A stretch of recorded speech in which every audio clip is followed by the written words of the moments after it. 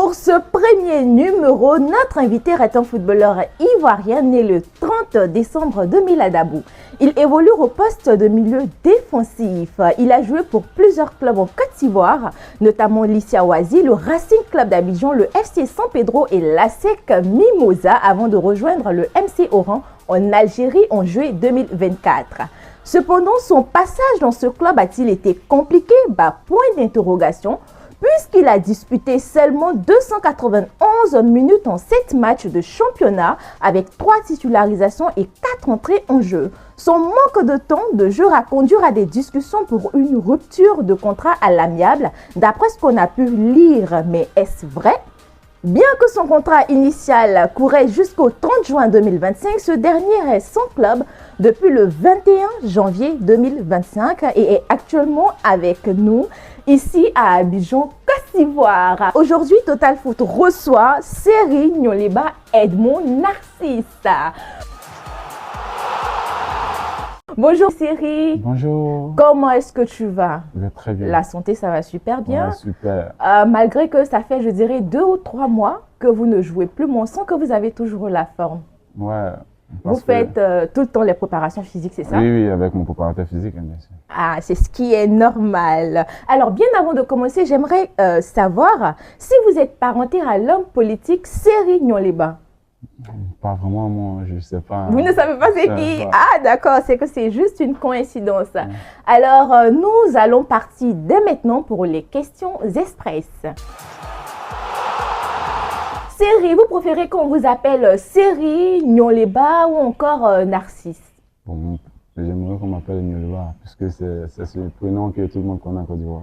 Ah, et même partout en Afrique? Ouais, partout en Afrique. Justement. Nyoleba, peux-tu nous parler de tes débuts dans le football? Quel club ou académie t'a formé?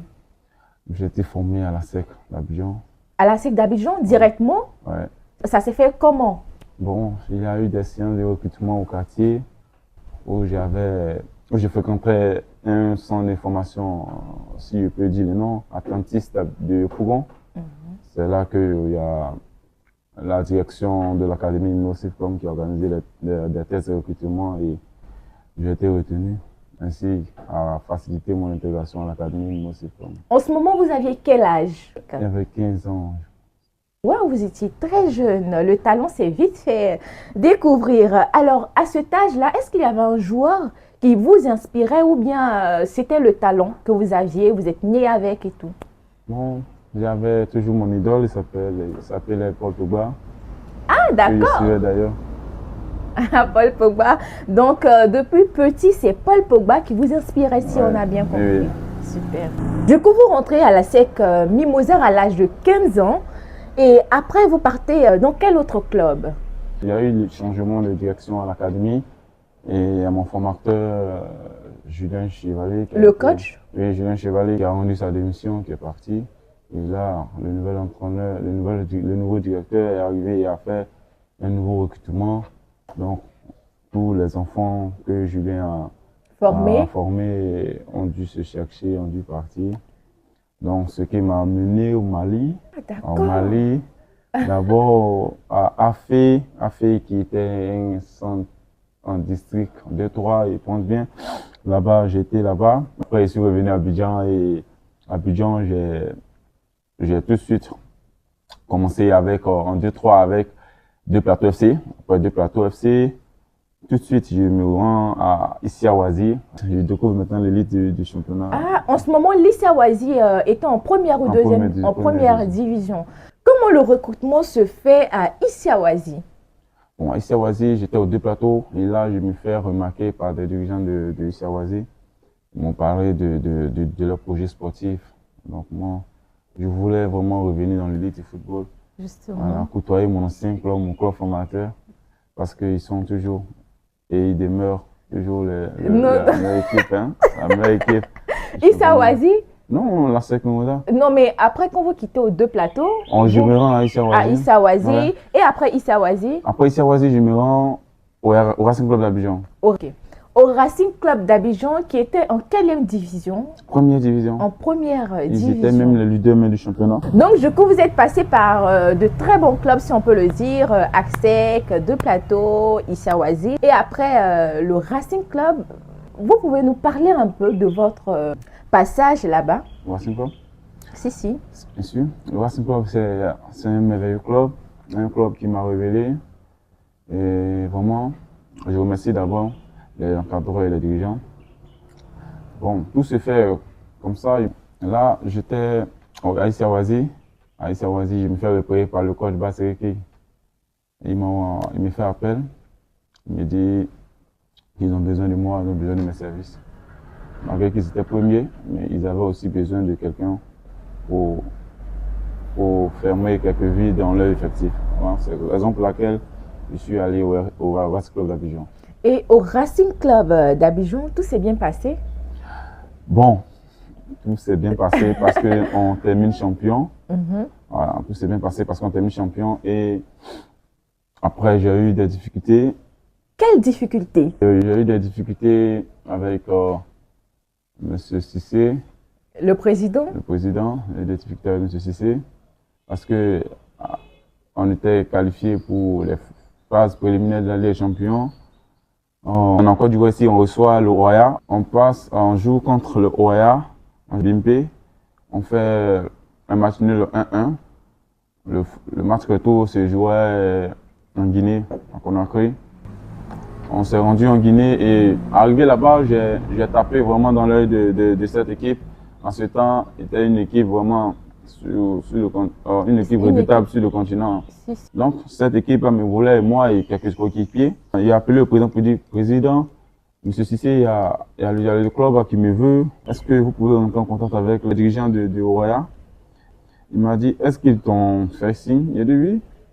Ils m'ont fait signe. C'était avant qu'on ait joué contre le Roya, à l'hôtel.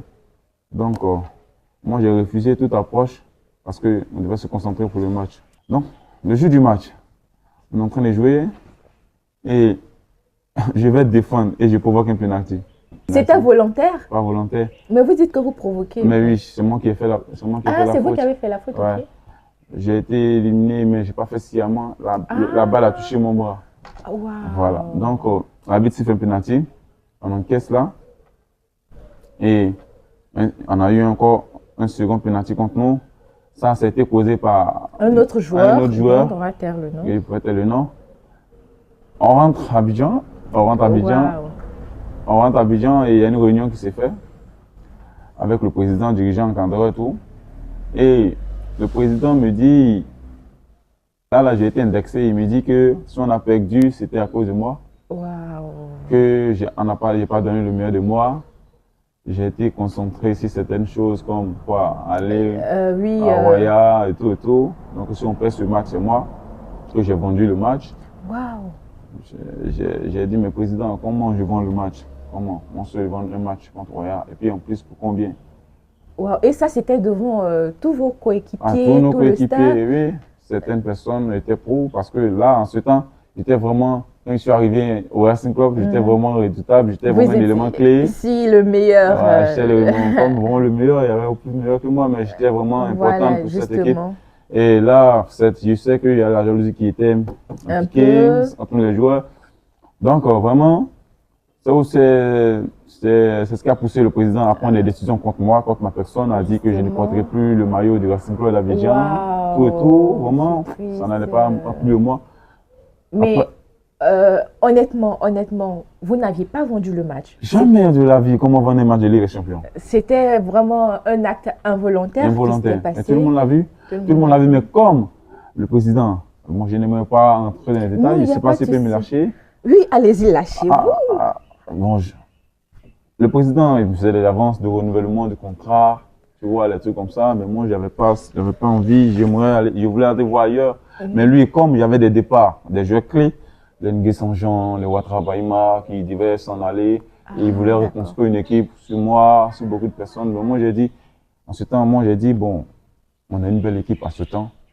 Si tout le monde, si nous tous, nous avons fait preuve aux yeux de l'Afrique, aux yeux de la Côte d'Ivoire et que nous avons des opportunités, pourquoi pas aller se faire voir. souci. Bon, après, ça a mal tourné. Ça allait en clash. Et il me restait, j'étais encore sous contrat, 1 an de contrat avec eux, puisque je devais terminer. Mais comme le président, après avoir fini la réunion, il a décidé que je ne porte plus le maillot, parce que d'après lui, j'ai rendu le match contre le Raya. C'est ainsi que j'étais là à la maison, sans club, et le mercato était en train de se fermer. Hein.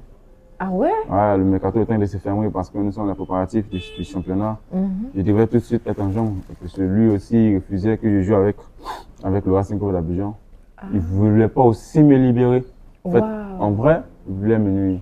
Il voulait faire des choses qui n'est pas que la chose méchante contre ma personne. C'est un peu fort ce que vous dites. Ouais, il voulait me nuire parce que bon, tu dis, tu n'as plus besoin d'un joueur, et tu ne veux pas le laisser partir. C'est quoi? Ça peut arriver, mais pour fermer le dossier du Racing Club d'Abidjan, parce qu'apparemment, vous ne gardez pas de beaux souvenirs de votre passage dans ce club, peut-être à pas... voilà, justement, c'est ça. Après le Racing, vous êtes contacté par d'autres clubs ou bien parce que j'ai vu que vous êtes passé par le FC San Pedro, est-ce vrai? Ouais, vrai. Pendant ce temps où vous étiez à la maison sans club et tout? Ah oui, j'étais à la maison et pour ne pas rester comme ça, je suis allé voir le Racing Club d'Abidjan, finalement, discuter. Ils m'ont dit, le président ne veut pas que moi je reprenne. Oui, d'accord, mais ok. néanmoins, que si j'ai un club pour partir, ils vont essayer de me prêter là-bas et tout. Donc c'est ainsi que moi je me rends à un truc. Il y a le coach, c'était un Tunisien. Il m'a fait appel. Voilà, je suis allé au San Pedro FC en prêt pour un mercato. Jusqu'à la fin du championnat où je devais retourner au Racing Club. Au Racing Club. Ouais. Et après l'épisode du FC San Pedro, là-bas, vous n'avez pas eu de problème? Non, jamais, pas eu de problème. Okay. Tout allait bien. J'ai commencé les matchs quand je suis arrivé et puis après, je me suis blessé. Bon. Ça arrive dans la vie d'un footballeur. C'est normal. Et du coup, après le FC San Pedro,